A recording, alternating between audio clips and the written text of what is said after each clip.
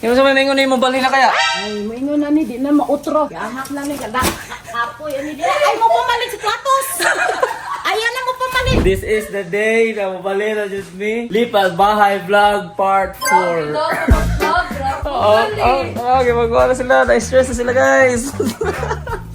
And then, garage na empty na. Wala na ako na vlog kung yun saan ako pag-suot dito. Basta nasuot na naman sa'yo. Alam mo pong mga gamit. Nahuman na ang first load. It's gonna be a long day. And it's gonna be a tiring day. So, be with us. Kabi, okay na kaya? Apoy, pero laban ra. Isura rin magbalin-balin. Yes, we are ready to rock for our first load. Bye-bye. Bye-bye. So mo ni, mga gamit dia. And diri na mi sa bagong balay. Kita niyo ang bagong lugar. Ako kailang ko ano? Garage. And then nag-unloading namin sa uban. Oras na to. Sa oras 10:30 na. Mga 9 mi nag-start og load sa diya sa U-Haul. And then karon medyo hawan-hawan na. More stuff.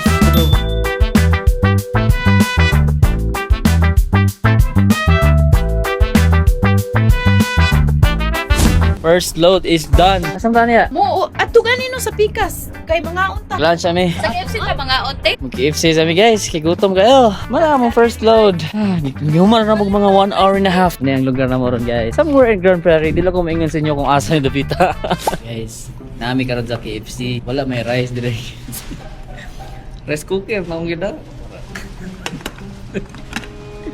Dala mga kawader. Order with it. Gutom kayo maghakot ng mga gamit. Rice is life. Let's eat. Yeah, rice everybody. Bored.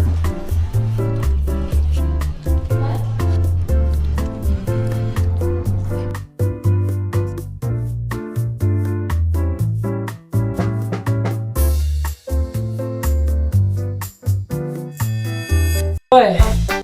So muna ang load number 2. Huwag may nahuman, kapoy kayo. Pero, laban lagi ang punta.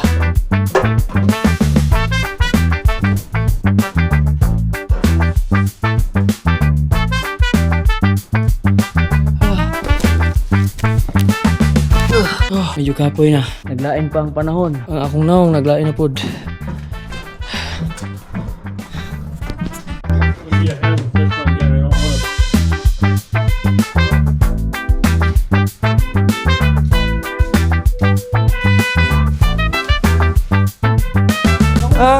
Load number 2 done. Proceed kami sa load number 3. Hopefully mauna na ang last. Kaya akong energy naa na sa mga 40%. Malubat na sad ko.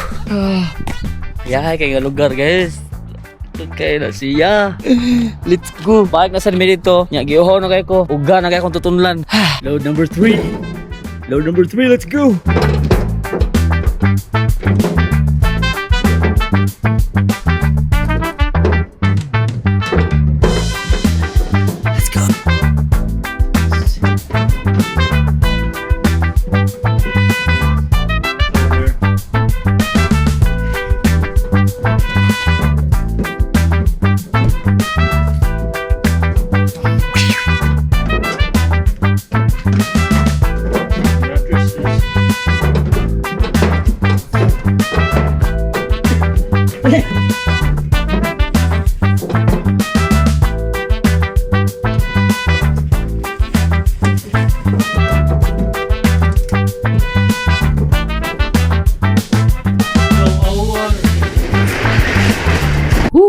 Success! Pero actually, wala na mo na human og hakot kita na abtan pagin mig ugma pohon. Pero at least na balhin na namo diri ang mga bugat kayo, especially kaniyo.